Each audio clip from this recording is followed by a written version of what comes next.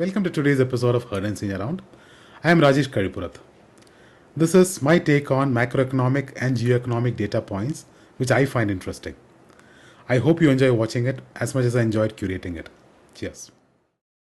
Airlines have figured out a way to charge you for the space you occupy, the air you breathe, and the luggage you left at home. If black boxes survive air crashes, why don't they make the whole plane out of that material? Airline food is the only substance known to man that can be simultaneously hot, cold, and completely tasteless.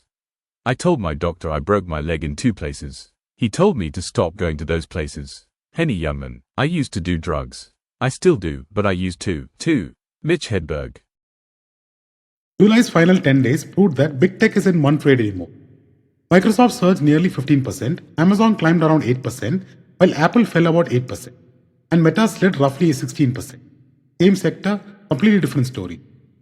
Investors are no longer buying the whole orchestra, they're backing the soloist, hitting the right note. As earnings season unfolds, stock picking is making a comeback, and simply owning tech is no longer enough.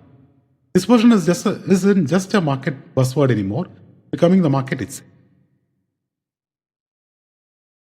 Japan just reminded traders that sometimes strong words can move markets almost as much as strong volume.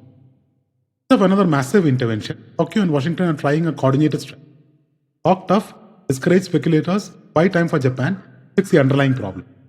US has skin in the game too. A weak yen hurts American exports, while Japan selling treasuries to fund interventions can push US bond yields high. Sharp jump in the yen shows markets are listening for now. But speeches can only hold the line for so long. Eventually policy has to do the heavy. Who knew a Big Mac would become one of the world's most famous currency indicators? What started as a fun experiment in 1986 is now 40 years old and still sparks debates among traders and central bankers. The idea is simple. If the same burger costs wildly different amounts across countries, chances are exchange rates are out of sync. It's hardly a perfect model. Taxes, wages, and local costs all matter. But it's an elegant reality check. Sometimes the fastest way to understand global currencies isn't a PhD, it's a lunch. As Einstein said, everything should be made as simple as possible, but not simpler. The space race is back, but this time it's about data, defense, and dominance, not just flags on the moon. China has rapidly expanded its satellite network, narrowing the gap with the US across critical capabilities. It now operates around 270 optical imaging satellites, 150 navigation satellites, 109 signals intelligence satellites, and 66 radar imaging satellites.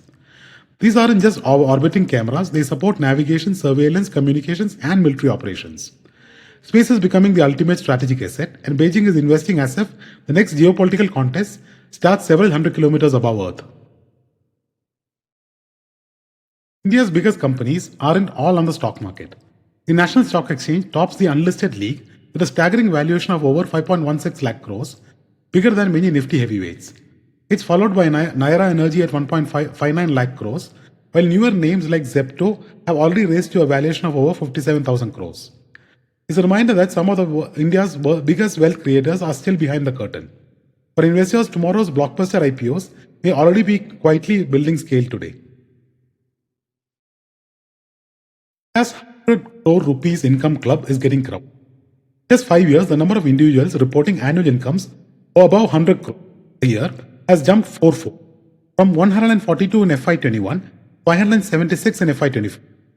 That's a 39% rise in just the last year. It's another sign that India's wealth creation engine is running at full speed, driven by entrepreneurship, capital markets, and business expansion.